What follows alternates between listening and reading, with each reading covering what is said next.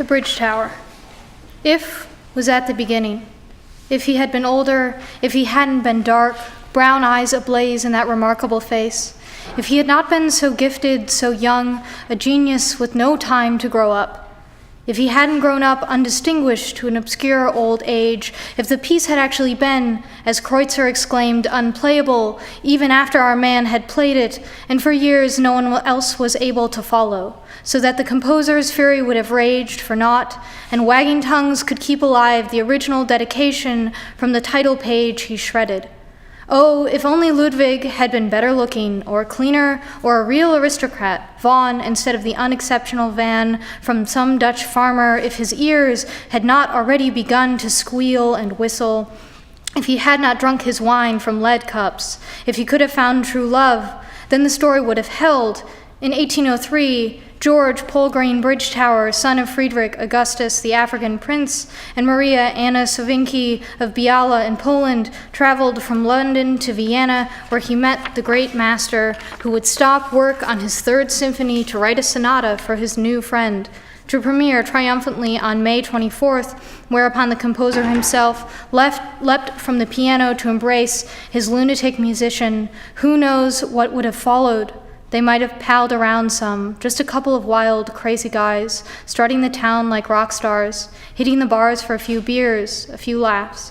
Instead of falling out over a girl nobody remembers, nobody knows.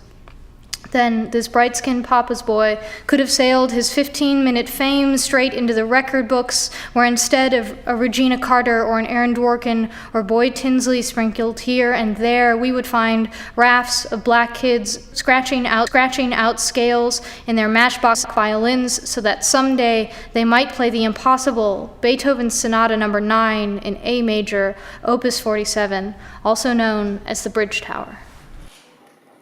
Windsor. I was told to practice out of sight in the servants' wing. I was also required to execute a gentleman's curtsy, deep as a girl's, stick the left leg out and sweep my arm as if whisking an imaginary hat from an imaginary powdered wig. I've always wanted such a hat with 3 corners and crests and a towering plume. Someday, father says, meaning be still. But I am so quiet from the shadows I can hear a maid's shushed giggle. I can listen to the concertmaster's muttered grunts and wheezes without once blurting, Papa Haydn wouldn't rush so. He says each note deserves its appointed terrain. I am to appear at the Queen's Lodge promptly at 7, make my gentleman's bow, and play the Viotti concerto. So many glittering halls, and secret passageways strung behind them to travel through, like favored mice between the walls. Windsor. Every phrase ends with it, each whisper another wondrous layer. You're quite the lucky lad to be here, the feather in your cap. Boy, remember Windsor, and on, until the word grows its own breeze. Father's robe, swirling as I follow. Hurry, boy, over Middle Ward and out the Iron Castle gate. I can see the lodge now, a dim brown snag plopped square and dark across the longest path anyone could ever imagine. Struck dumb? Always happens the first time. It makes me think of ships, of travel, a line slicing the soft green, God's whip lashed straight down the heaving back of England, the long walk at Windsor, all the world at His Majesty's feet. No, mine, in these pinch-button shoes, all the world left behind. Not the world I am walking toward now. Disappearance. Kill the lights, cut the atmo. A boy and his violin. That's it. The one tucked into the side of the other. Both small, unremarkable. No. Add the pink gel. Until one of them moves. The boy lifts his arm, or the violin floats up to kiss his chin. Spot number 8 now, a whisper of gold. Grow it and fade the pink on my count. 5, 4, 3, slowly. Drown the forestage. Let it seep in.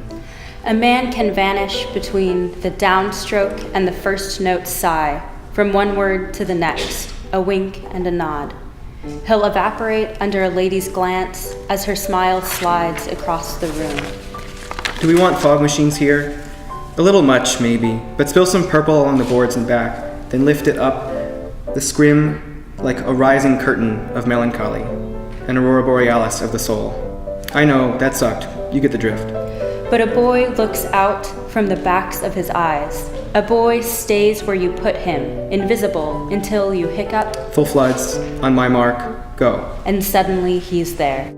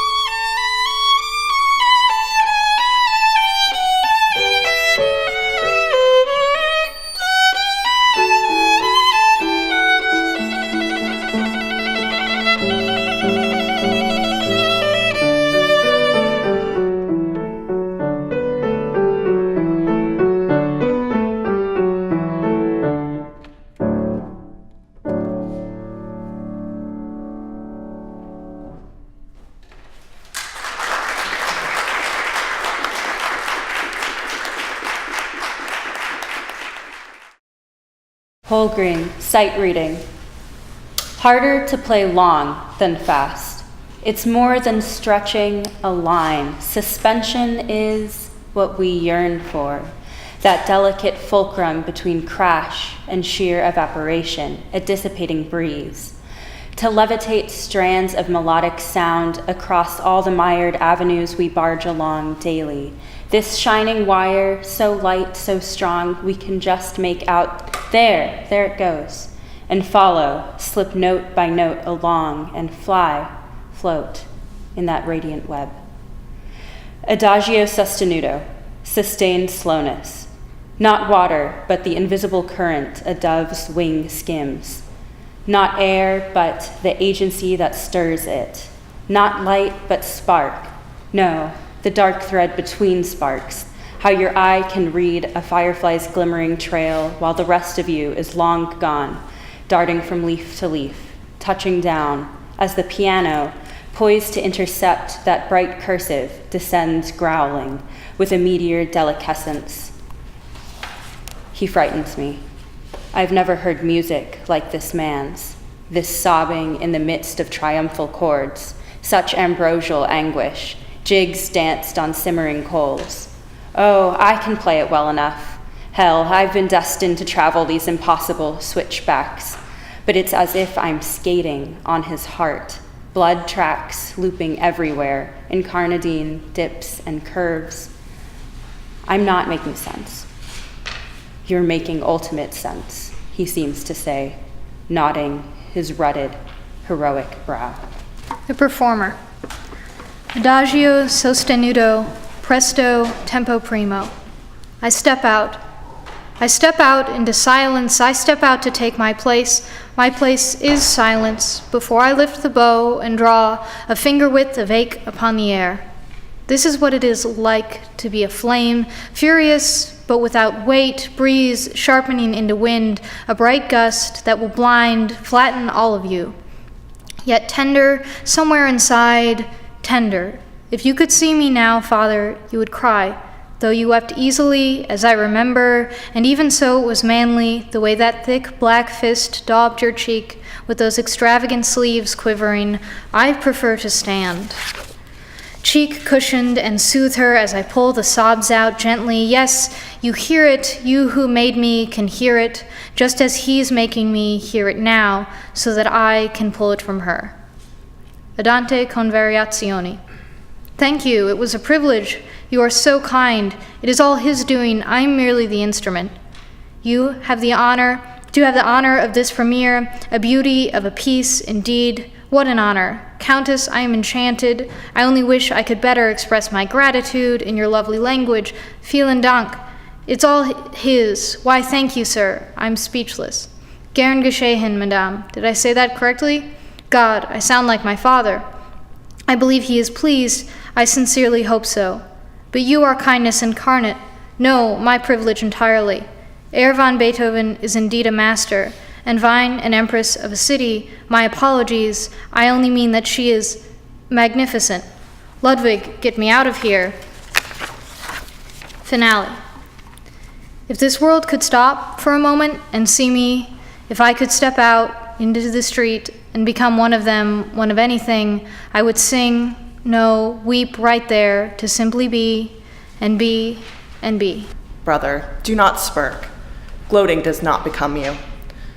Forgive me, mother. The trip has addled my manners. Vienna was exhausting. Circles within circles. Oh, beautiful too, of course, but rather too falsely animated. Arrogant swill with their archdukes and sandstone palisades. Yes, pretentious is the word. I am a fool. I have lost it all. He was great, is great.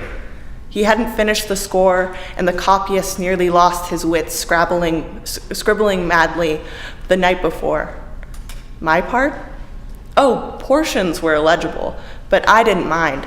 I understood him. I merely listened and followed. He frightened me, but I followed. The concert was a sensation. I was feted. We went out on the town. Weren't we comrades? True brothers who can drink and curse the night through, yet swear loyalty all the more fiercely come morning. Yes, the gardens were splendid. Being further south, summer was already upon us, and everything brimmed with color. You could say, yes, brother, say it. The blooms were flamboyant, to the point of insolence, almost unbearable in their profusion. Oh, I'm babbling. Pay me no mind. Eroica. A room is safe harbor. No treachery creaks the stair. I've locked the door. I will not hear them knocking. Anyone come calling can call themselves blue. There was a time I liked nothing more than walking the woods above Vienna, tramping forest paths to find a patch of green laid square and plush. I'd sit, tucked in a tapestry of birdsong, and wait for my breath to settle, let the sun burnish my skin until the winged horn of the post coach summoned me home. and then everything began to sound like the distant post horn's gleaming trail. I was careless then. I squandered the world's utterance, and when my muddy conspirator swayed and quaked like the tallest poplar tossed by the lightest wind, so that I could read his playing, see my score transcribed on the air, on the breeze, I breathed his soul through my own fingers and gave up trying to listen. I watched him and felt the music. It was better than listening. It was the last pure sound. My emperor, emptied of honor, has crowned himself with gold. Why did that savage say that? Why did I hear what he said? Why did I mind what I heard? Good days, bad days, screech and whistle. Sometimes I lay my head on the piano to feel the wood breathing, the ivory sigh. I know Lichnowsky listens some evenings. He climbs the 4 flights and hunkers on the stoop. Odd, I can hear his wheezing, and not this page as it rips. The splitting, so faint a crackle, it could be the last embers shifting in the grate.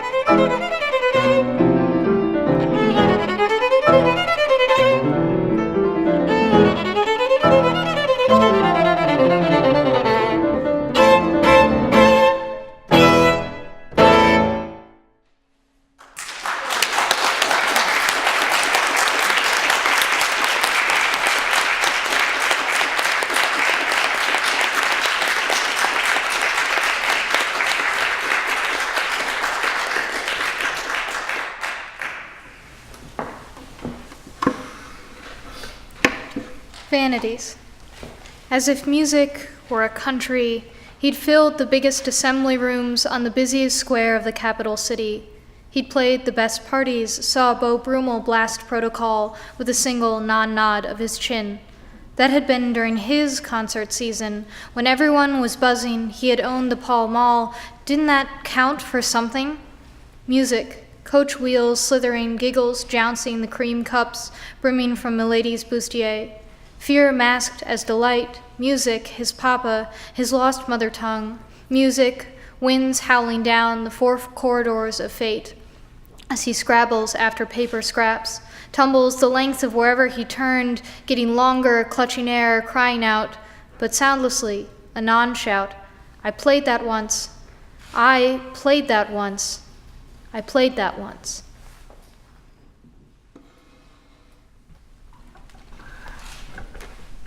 The Witness. Yeah, that's him, Bridge Tower. Didn't know his given name, George, eh? Like the king. Fancy for that sour pint of breath he was wheezing. Half-blood and all, though I didn't mind him. Dusty a bit. I couldn't help brushing my sleeve after greeting, afraid he'd sprinkle some of that brown my way. Sorry. It ain't right to make fun of the fresh dead. I mean to say late, departed, you know, them that's just cooling. So he was a fiddler, something of a stunner in his day. Days gone the sun. Ain't that a German song? Heard it somewhere. Kinda mournful. Wonder could he play that?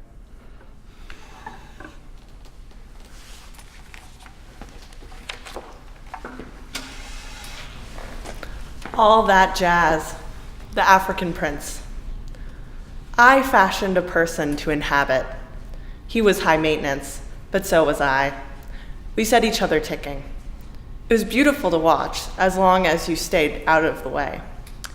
I dropped in on the wife, whored around the continent for a while, caught a cold hiding on a lady's balcony, and went straight to the mineral baths of Karlovy Vary, where I taught English to schoolboys and wooed their mother in French.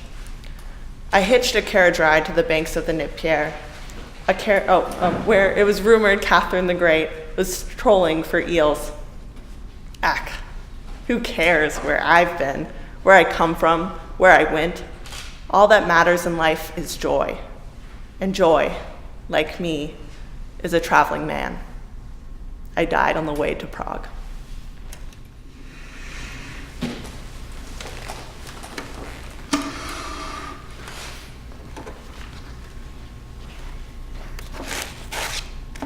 The Composer's Coda, Ludwig van Bie. I wanted fame. I wanted love. I deserved bliss, but bliss scares easily. I fled Bonn's dreary terrain for Vienna's grave lilt. There I learned to cherish even the gaps, the static. Fame became moot, love a strategy. Beauty was what I couldn't seem to hang on to. Beauty would discharge her blandishments, then retreat to observe the effect. Now I know none of this is real. None of this exists.